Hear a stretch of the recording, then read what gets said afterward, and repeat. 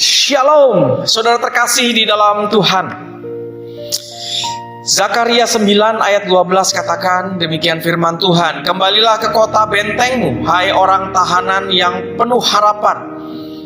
Pada hari ini juga aku memberitahukan, aku akan memberi ganti kepadamu 2 kali lipat.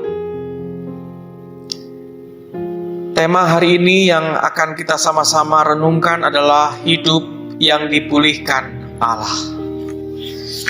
Saudara terkasih di dalam Tuhan, ada seorang bernama Onesimus. Ia adalah seorang budak. Tuannya adalah namanya Filemon. Onesimus melarikan diri dari rumah tuannya, mencuri uang dan pergi ke kota Roma. Ia melarikan diri. Sama seperti kebanyakan budak, tidak ingin bekerja sebagai budak, bukan?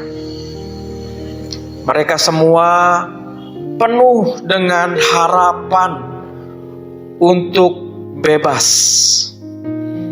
Itu sebabnya Onesimus pun berusaha melepaskan diri dengan cara melarikan diri ke kota Roma.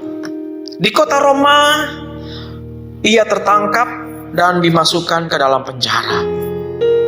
Di dalam penjara, ia bertemu dengan seorang bernama Paulus. Singkat cerita, Paulus menyampaikan kabar berita baik.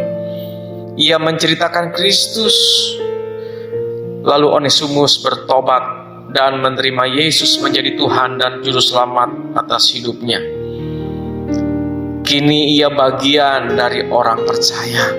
Itu sebabnya Paulus akhirnya menulis surat kepada tuannya Onesimus, yaitu Filemon, dan meminta agar Filemon membebaskan Onesimus dari perbudakan. Dan benar saja, Onesimus akhirnya menjadi orang yang merdeka. Merdeka karena terbebas dari perbudakan. Dia tidak lagi jadi budak. Merdeka karena ia sudah dibenarkan oleh Allah dan dia dibebaskan dari tuntutan dosa karena ia percaya kepada Kristus. Kita melihat di sini hidupnya dipulihkan. Ia mendapat berkat yang berlipat kali ganda. Teks yang tadi kita baca, saya membaginya menjadi 2 saja karena waktu. Kita melihat teks ini. Kembalilah ke kota bentengmu. Maksudnya apa? Kembalilah kepada Allah. Yoel katakan dalam Yoel 3 ayat 16, Allah adalah tempat perlindungan bagi umat Allah. Kota benteng, Allah menjadi tempat perlindungan. Yang kedua, kita melihat 2 kali lipat diganti. Maksudnya apa? Umatnya bebas dari tawanan perang yang menjadikan mereka budak, dan kesalahan umat Israel diampuni oleh Allah. Kita bisa lihat dalam Yesaya 40 ayat 2. Saudara terkasih, kita juga dulu adalah budak dosa. Dan karena pengorbanan Kristus di atas kayu salib, kita tidak lagi jadi budak dosa, tetapi menjadi keluarganya Allah. Kita menjadi milik Allah. Kita dahulu bekerja sebagai orang berdosa. Yang kita lakukan adalah dosa. Yang pasti kita akan dihukum oleh Allah. Tetapi kini Allah membebaskan kita dari hukuman dosa.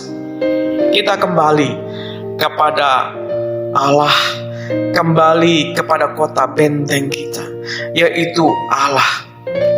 Saudara, kita dibenarkan oleh Allah dan kita mendapat kasih karunia dari Allah. Hidupnya kita diberkati oleh Allah dan hidup kita dipulihkan oleh Allah. Jadi bersyukurlah, hari ini kita diingatkan kembali bahwa Allah sudah membereskan urusan dosa kita, urusan perbudakan kita. Bersyukurlah. Kiranya Tuhan memberkati renungan singkat kita hari ini. Amin.